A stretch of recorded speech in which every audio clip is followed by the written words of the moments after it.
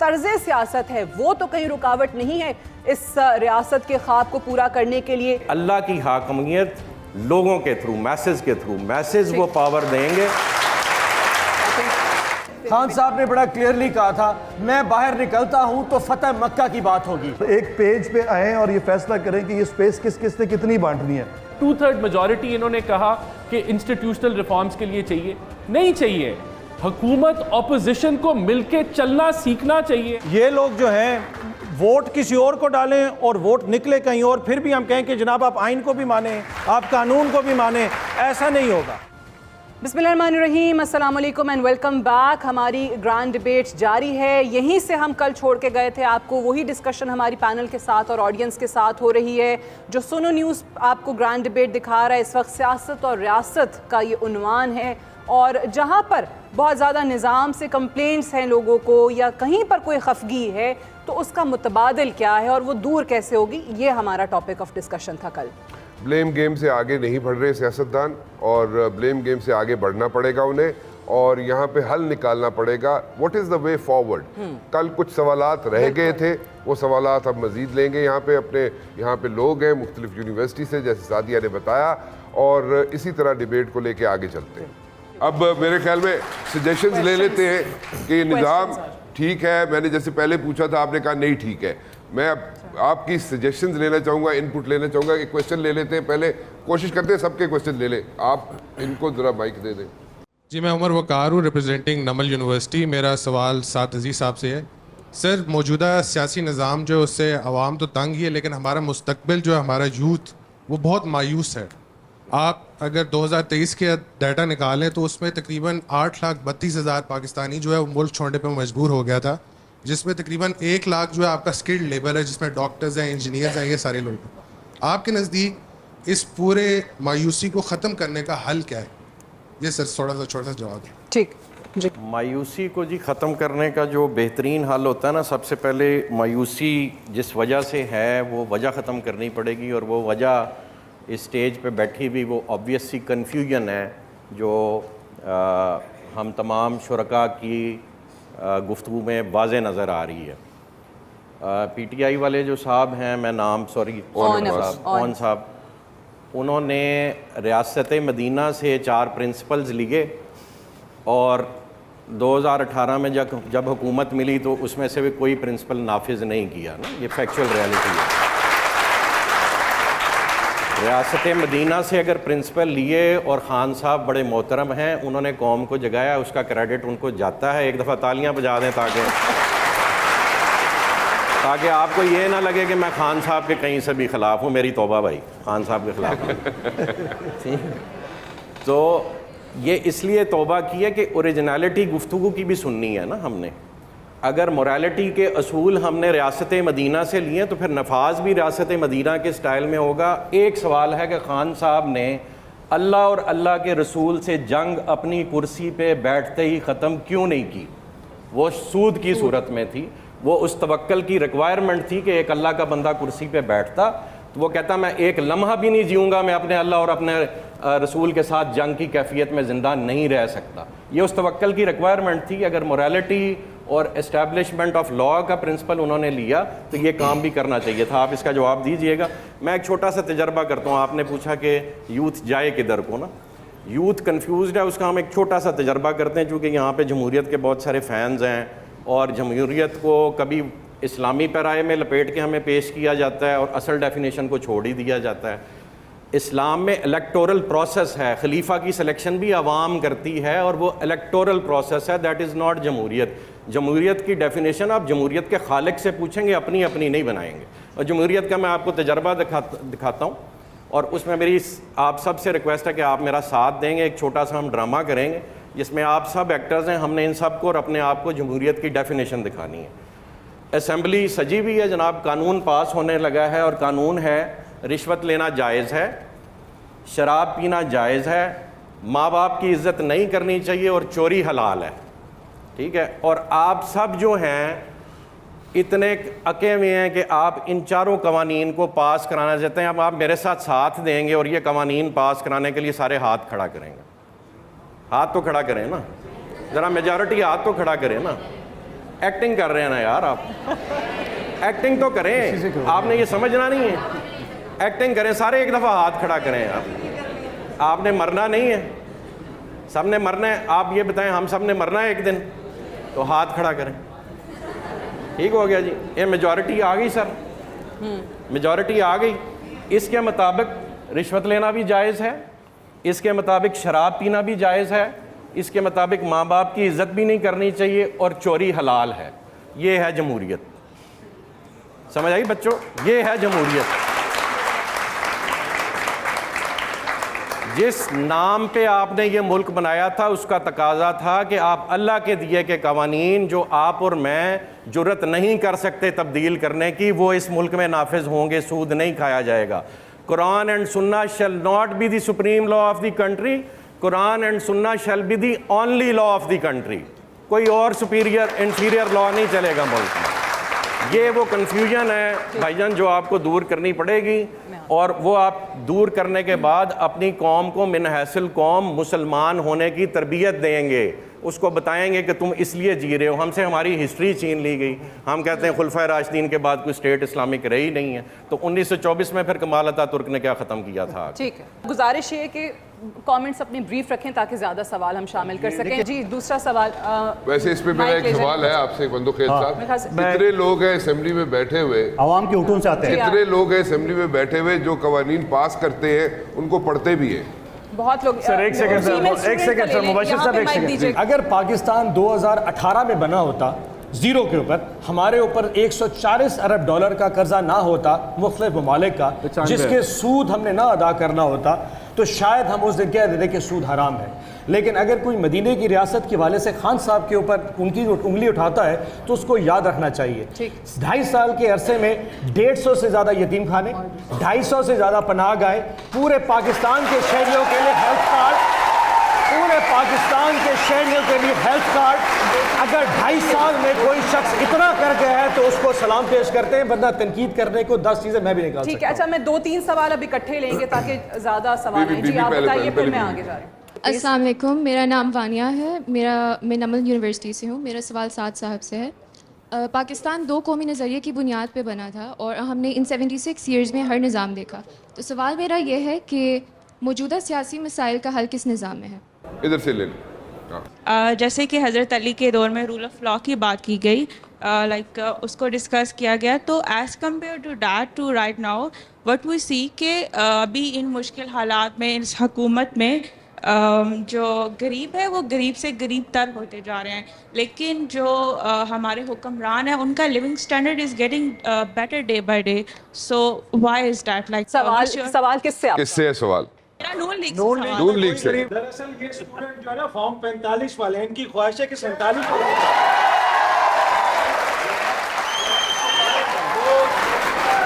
इसको कहाँ ले जाओ? इनकी ख्वाहिश के मुताबिक असेंबली में तो आप जा सकते हैं, ये काउंटर पार्ट सबमिट, इसको कहाँ ले जाओ?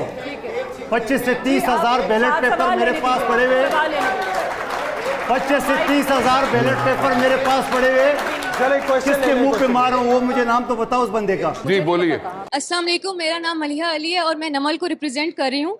और मेरा सवाल ये नून लीग के जो रिप्रेजेंटेटिव साहिब हैं इनसे है कि सर नून लीग की हुकूमत फिर से आ गई है, शहबाज शरीफ फिर प्राइम मिनिस्टर हैं और पंजाब को मरीम नवाज लीड कर रही हैं। वो ना करती तो हमजा शहबाज कर रहे होते ऑब्वियसली। तो कब ये जो आप लोगों ने पावर पॉलिटिक्स का शो चलाया हुआ है कब ख़त्म होगा? कब और आवाम को आगे आने का मौका मिलेगा?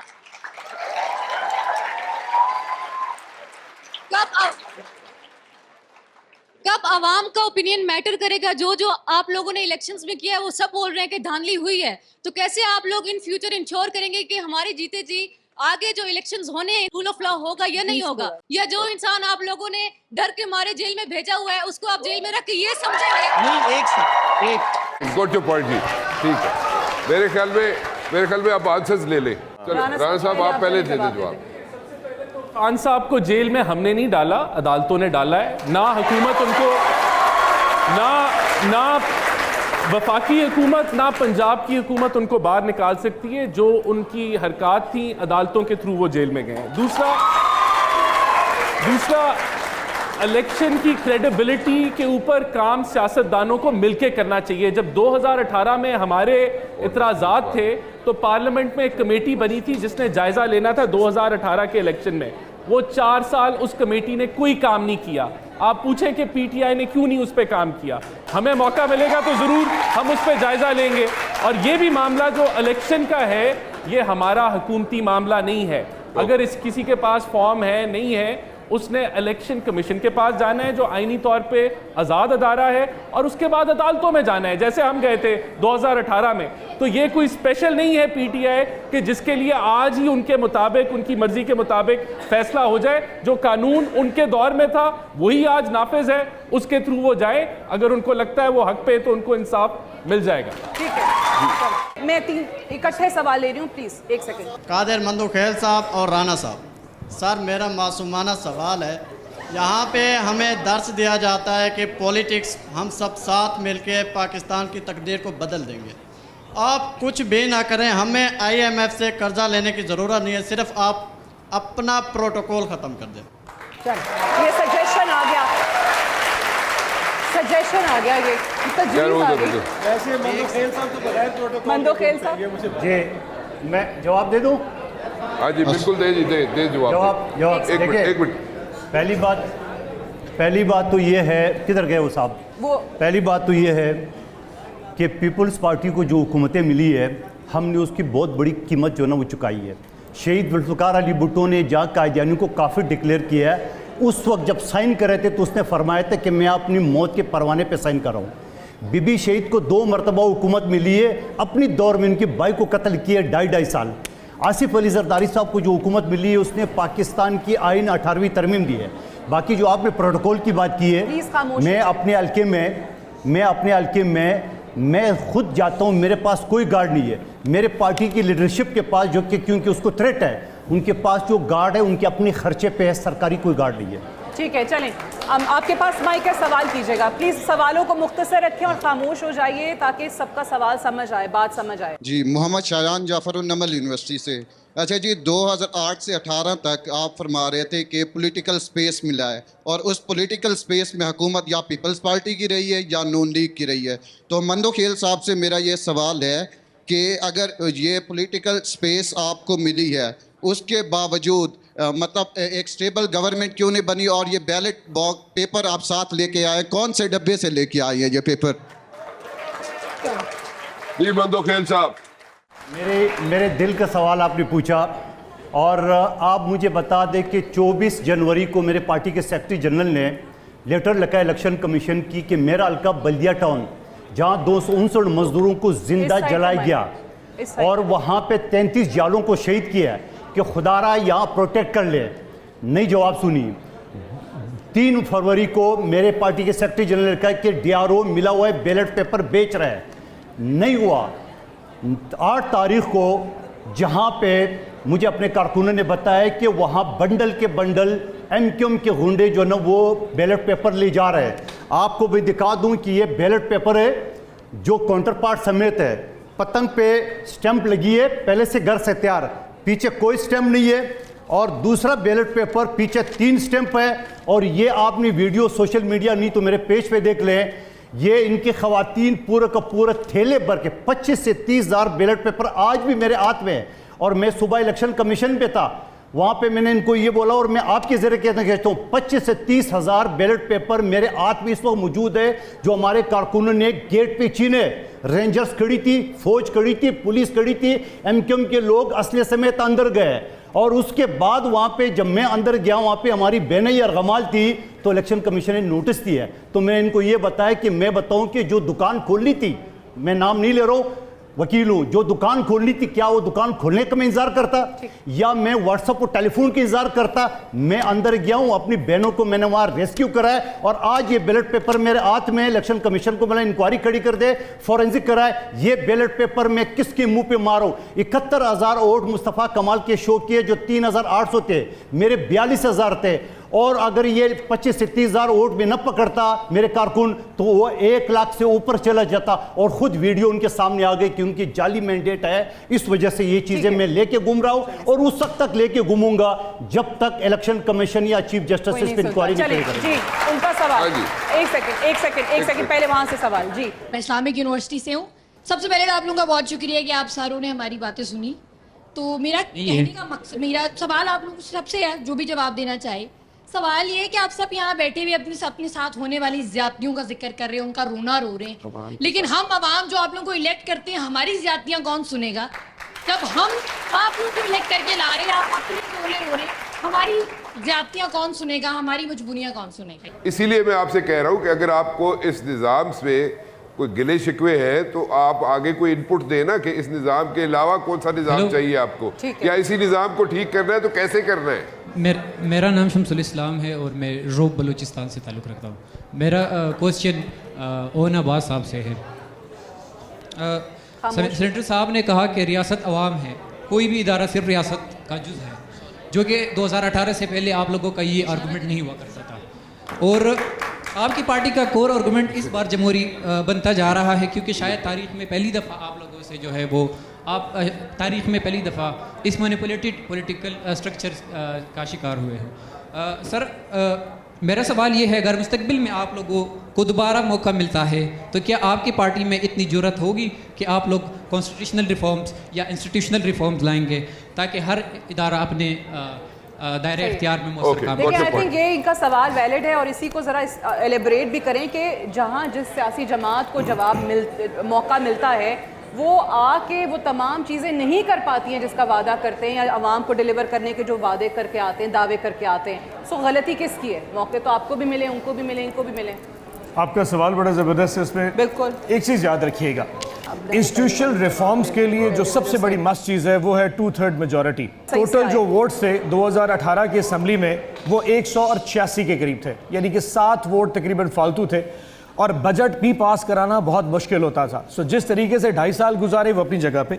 और जो आप रोने की बात कर रहे हैं, देखिए हर पॉलिटिकल पार्टी ने कहीं ना कहीं पॉलिटिकल विक्टिमाइजेशन होगी। जो हमारे साथ हुआ है, अगर उसकी आज कहानी एक किताब में लिखी जाए ना तो शायद एडिशन ख़त्म हो जाएंगे, कहानी ख़त्म नहीं होगी। वेरी सिंपल, पिछले 2 साल में जो हमारे साथ हुआ है, मैं सिर्फ अगर उसमें अदलिया की कहानी आपको सुना दूं ना, आप खुद परेशान हो जाएंगे। हम सबक सीख चुके हैं, लेकिन जिन्होंने सबक सिखाया है, आज टाइम के मेरे ख्याल आ गया, अब चीज़ें और बेहतर की तरफ जाएंगी। तमाम सियासतदान, तमाम सियासी जमातें, ये मैं कल की डिबेट में भी इस पर बात करी थी कि आप लोगों के जब अपने मफादात आते हैं तो सब अच्छे भी हो जाते हैं। ये माजरत के साथ किसी एक पार्टी की तरफ नहीं, लेकिन फ़ौज अच्छी होगी अगर आपके साथ है, अदलिया अच्छी होगी अगर आपके साथ है। ये मैं तमाम सियासी जमातों के लिए बात कर रही हूँ। और फिर उसी फ़ौज के दर पे जाते हैं कि हमें सपोर्ट करो, हमें लेकर आओ, हम साथ देंगे। इक़्तिदार में आते हैं, सब अच्छा है, फ़ौज के हवाले से कुछ नहीं होता, जुडिशरी के हवाले से कुछ नहीं होता। इक़्तिदार से बाहर चले जाते हैं, ऑपोजिशन में बैठ जाते हैं, तो फिर सब गलत हो जाता है। सो ये निज़ाम का ही मसला है कहीं ना कहीं, जिसको ठीक करने की हम बात कर रहे हैं। कहीं ना कहीं निजाम का ही मसला है ना, कि आप लोग फिर उन्हीं के मोहताज होते हैं, बाहर निकलते तो आप उनको गालियां देते हैं। इसमें सबकी बात होती है। एक चीज ऐड कर दूं मैं कि किसी कोई आपको नहीं बुलाता, मैं किसी एक पार्टी की बात नहीं कर रहा, मैं सबकी पार्टियों, सब पार्टीज की बात कर रहा हूँ। कई ऐसे भी पॉलिटिशियंस हैं कहते हैं जी साड़ी गल सुन लो, जो हम कह रहे हैं आप बहुत अच्छे हैं, जिस तरह आप कहेंगे हम चलेंगे, सानू इक़्तिदार दे दो। तमाम सियासी जमातें ये करती हैं। एक लाइन में बोलना चाहूंगा, एक क्या मजबूरी है कि उनकी बात सुने? ये क्यों जाते हैं, ये क्यों मौका फराहम करते हैं? नहीं, पर ये क्यों जाके बताते हैं कि जी हम बिकाऊ माल हैं, हमें खरीद लो।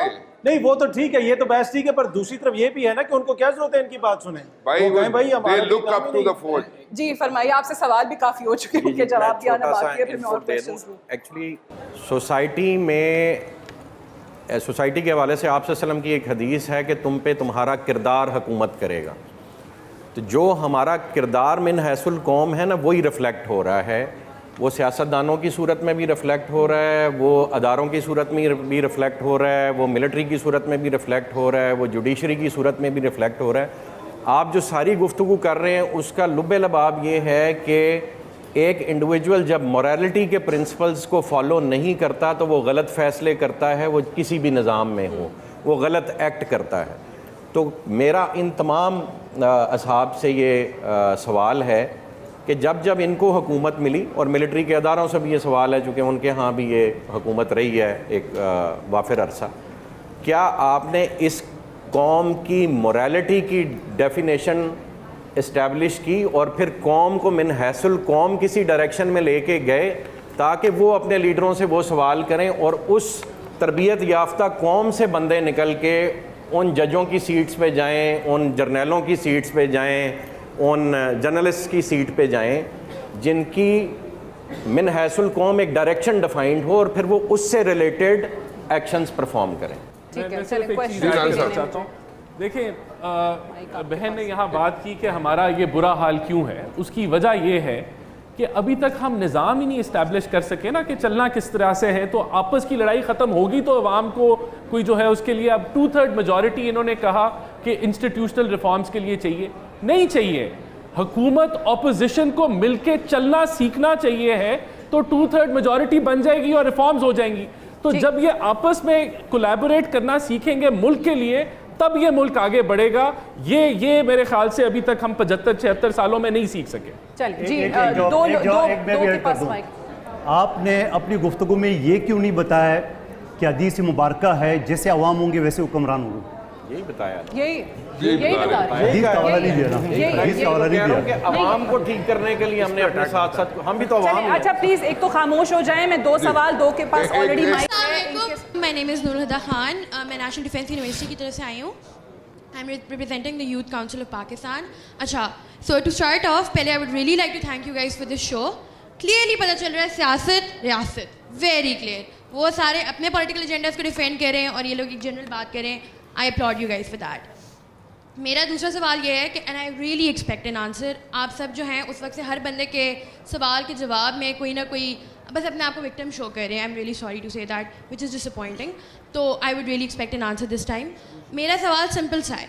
PTI ने 2 साल हुकूमत की, ठीक है, 2 साल राइट? हाँ जी, 3 साल, 3.5 मतलब उनकी हुकूमत पूरी नहीं हुई, ठीक है। And they came one time. Noon league कितनी भी टर्म है आपकी सर? 3 टर्म्स और ये चौथी है। आपकी PPP कितनी भी टर्म है? आधी आधी, 2.5 साल। अगर आप आधी हो या पूरी हो, आप अपनी टर्म्स गिने, ठीक है। अभी हम अगर PTI को ये समझ के बीच में से निकाल देते हैं कि चलें ठीक है, they are taking baby steps, तो उन्होंने बहुत गलतियाँ की। एंड लेट्स नॉट फॉरगेट कि कोविड टाइम भी PTI के दौर में ही था, ठीक है। आप सिर्फ मुझे ये बता दें कि PMLN का दावा है यहाँ पे कि ऑपोजिशन को और जो आपकी गवर्नमेंट है उनको साथ मिलकर चलना चाहिए। आपने क्या किया इस चीज़ के लिए? आपने भी उतने ही बैकलैशेस किए हैं जितने किसी और पॉलिटिकल पार्टी ने किए हैं। PPP जुडिशरी की बात करिए, for God sake we all know what's happening in Sindh. आप लोग नॉन मुस्लिम्स की माइनॉरिटीज़ को प्रोटेक्ट नहीं कर सकते सिंध के अंदर। सिंध में क्या इंप्रूवमेंट्स हुई हैं मुझे सिर्फ ये बता दें। We see the feudal system. सब छोड़े, आप लोग यूथ को एम्पावर करने की बात करते हैं। आपकी अपनी पार्टीज में यूथ को नीचे गिराया जा रहा है, कोई यूथ ऊपर नहीं आ रही आपकी पार्टीज में। Then how are you going to empower this youth? चलें हम दोनों से That's all. Thank you. सबसे ज़्यादा जो पाकिस्तान में कवानीन बने हैं वो पीपल्स पार्टी के दौर में बने और सबसे ज़्यादा सिंध में बने और स्पेशली नॉन मुस्लिम के लिए। और दूसरी बात, इससे बड़ा यूथ क्या हो सकते हैं? हमारा अपना चेयरमैन यूथ नहीं है, वो 70 साल का यूथ नहीं है, वो 34 साल का यूथ है। अस्सलाम वालेकुम सर, मेरा नाम मोहम्मद इसहाक खान है और मैं नेशनल स्किल यूनिवर्सिटी से हूँ। सर, इस वक्त मुल्क में charter of democracy and charter of economy, इसकी बहुत शदीद ज़रूरत है। तो क्या ये मुमकिन है कि सारी पार्टीज आपस में बैठकर charter of democracy and charter of economy sign करें? या PTI से सवाल करें। हम तो पहले भी एग्री, हुकूमत आप लोगों का शायद हक आप हमने पहले भी शहबाज शरीफ ने कहा आइए मिसाल की मैशत पे बात कर 2018 में, और बिलावल साहब ने कहा आइए इमरान खान कदम बढ़ाओ हम तुम्हारे साथ है। जवाब क्या मिला? डाकू है। लेकिन एक चीज आप लोग भूल रहे हैं, आप लोग एक चीज भूल रहे हैं, आप लोग एक चीज भूल रहे हैं। माइक के बगैर आप लोग एक चीज भूल रहे हैं मेरे भाई। जो बात है, आप अगर ये लोग अगर गिले शिकवे कर रहे हैं ना, आपने कहा, बीबी ने कहा गिले शिकवे हो रहे हैं यहाँ पे। गिले शिकवे अगर हो रहे हैं तो निज़ाम आपने ठीक करना है ना। वो निज़ाम कौन सा चाहिए वो तो बता दो। इनको मंजिल नहीं रहनुमा चाहिए। मैं इसका जवाब दे दूं जी, इसका जवाब दे दूं बच्चे का। सर माइक बंद है। मैं सिर्फ आपका जवाब इस तरह अगर है तो मैं पीपल पार्टी से यही पूछना चाहता हूँ ना कि अगर ये मुल्क के साथ सिंसियर है तो फिर नून लीग का साथ क्यों नहीं दे रहा है? उन लोगों ने नून लीग के साथ नहीं, ये तो फिर पॉलिटिकल बात होगी ना। मैं पूछ रहा हूँ, अगर आपको गिले शिकवे हैं तो निजाम कौन सा चाहिए, या इसको बेहतर बनाना है तो वो सर 8 फरवरी को हमने गिले शिकवे खत्म की है ना, लेकिन वो तो एक होता है मिसाक जमहूरियत, एक होता है मुनाफिकत जमहूरियत। आपने, मैं सर इसका जवाब दे दूं, 8 फरवरी को जिस तरह डाका डाला हमारे मैंडेट पे और सीटें तकसीम करके इन लोगों को हमारे ऊपर मुसल्लत कर दिया गया, एक अदद खातून को पंजाब में और एक अदद शख्स को यहाँ पे इस्लामाबाद में, और बंदर बांट कैसे की? चेयरमैन सेनेट तुम्हारा, डिप्टी हमारा, चेयरमैन स्पीकर कौमी असम्बली तुम्हारा, डिप्टी हमारा, सिंध तुम्हारा, बलोचिस्तान हमारा, पंजाब तुम्हारा। अगर ये मिसाक जमहूरियत है तो हमारी तरफ से इनकार सब्जी है, नंबर 1। दूसरा खान साहब ने बड़ा क्लियरली कहा था, भाई मेरे बच्चे बात सुनो, खान साहब ने बड़ा क्लियरली कहा था कि अगर मैं बाहर निकलता हूं तो फतेह मक्का की बात होगी, और फतेह मक्का क्या था? मैं अपने जाती इज़ार माफ़ कर दूंगा, ये खान साहब की स्टेटमेंट है। अगर किसी ने मुझ पे गोली चलाई मैं उसको माफ़ कर दूंगा। अगर किसी ने बुशरा आपा पे 10 साल का केस तोशा खाना का, जिसका एक घरेलू खातून के ऊपर केस किया, मैं माफ़ कर दूंगा, लेकिन मैं पाकिस्तान की आवाम की चोरी माफ़ नहीं करूंगा, चाहे मिसाक जमहूरियत हो चाहे कुछ। अच्छा, इसका साहब की बात सुन एक जुमला रहा साहब, एक मिनट। पीपल्स पार्टी ने तो ये कहा ये तुम लो ये मैं लेता हूँ, यहाँ तो मीम जरबाज सब जमा, यहाँ तो सब अपना। आप बताओ पीपल्स पार्टी के दौर में या नून लीग के दौर में 10,000 अरब लिए कर्ज, 10,000 अरब लिए कर्ज दोनों हुकूमतों ने 10 साल में। पीटीआई ने 3.5 साल में 24,000 अरब लिए, बनाए क्या? 250 वो खाने के क्या बुलाए यतीम खाने, क्या प्रोजेक्ट बना? मेरा सिर्फ मैं ये इन्होंने कहा कि अवाम की चोरी माफ नहीं करूंगा। देखिए एक लाइन प्लीज। देखिए करप्शन परसेप्शन इंडेक्स तो कहती है कि पीटीआई का दौर करप्ट तरीन दौर था और हमारा दौर करप्शन में सबसे कम तरीन दौर था। यानी कि गंगा यहाँ आप बयानिया आपने ऐसा बनाया कि बिल्कुल उल्टा, गंगा उल्टा बह रही है। अगर करप्शन थी तो 4 साल में 1 रुपए 1 ढेले की करप्शन साबित कर देते। ऑन साहब ने एक स्टेटमेंट अभी जारी की है और मैंने रिसेंटली एक टर्म सीखी है, उसको कहते हैं डबल पैराडॉक्स, यानी आप ये एक ही वक्त में 2 पर्सनालिटीज़ में आप जीते हैं। इन्होंने एक ही सांस में पहले रियासत मदीना का भी जिक्र किया, फिर अभी फतेह मक्का का जिक्र किया। मेरा ऑन साहब से सवाल है और फिर मैं चाहूँगा अब्बासी साहब इस पर रहनुमाई फरमाएं काफ़ी देर से कमेंट कर कि रियासत मदीना बनाते हुए और फतेह मक्का की तरफ जाते हुए जमहूरियत जो है, जिसको आप रियासत मदीना से शुरू करते हैं, फतेह मक्का पे आप क्लोज करते हैं, बीच में आप जमहूरियत की गाड़ी पे चढ़ जाते हैं, कौन सी हदीस में, कौन से कुरानिक वर्स में जमहूरियत का कॉन्सेप्ट डिफाइन किया जो खान साहब लेके चल रहे हैं? आप पहले बता दें, फिर मैं चाहूँगा अब्बासी साहब इस पर रहनुमाई फरमाएं। पॉइंट सिर्फ सिंपल था कि जब हम हुकूमत में आए तो हमने रियासत मदीना का कॉन्सेप्ट दिया कि हम हुक्मरानी ऐसे करेंगे।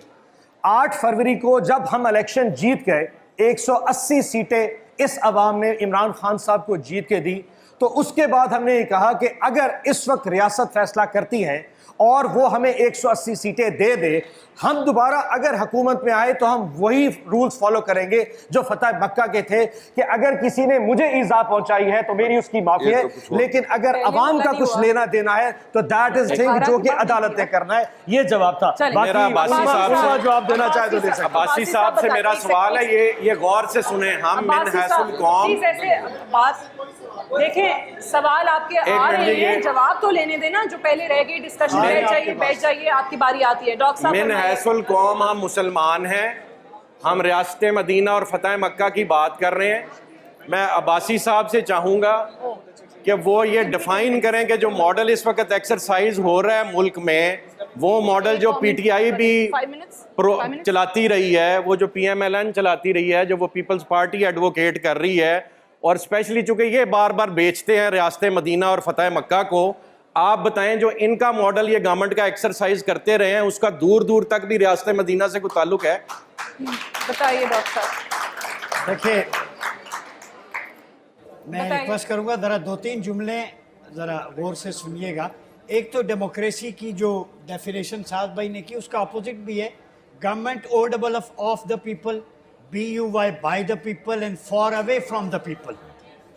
दूसरी बात यह, इकबाल से अगर हम पूछें, जमहूरियत वो तर्ज हुकूमत है कि जिसमें बंदों को गिना करते हैं, तोला नहीं करते। अच्छा मुझे बताएं। तालियां बजाए यार। दूसरी बात, आप लोग मुसलमान नहीं है। ये मैं इसमें कोई मतलब अपनी ओपिनियन नहीं दे रहा। Being a student of Islamic political thought, medieval period को देखें या उसके बाद, अगर राजी ने काम किया, अल-किंदी ने किया, अल-बैरूनी ने किया, इब्न सीना ने, तो सारे पॉलिटिकल फिलोसफर्स उनका इस बात पे कॉन्सेंसस है कि जहाँ पे इलेक्शन अवाम की मर्जी के बग़ैर अवामी हुकूमत नुमाइंदे चूज़ किए जाएँ, वो आप सल्लल्लाहु अलैहि वसल्लम की हदीस के मुताबिक खिलाफ शरा है कि इज़ा दुय्यतिल अमाना फस्तईज़ बिल्लाह।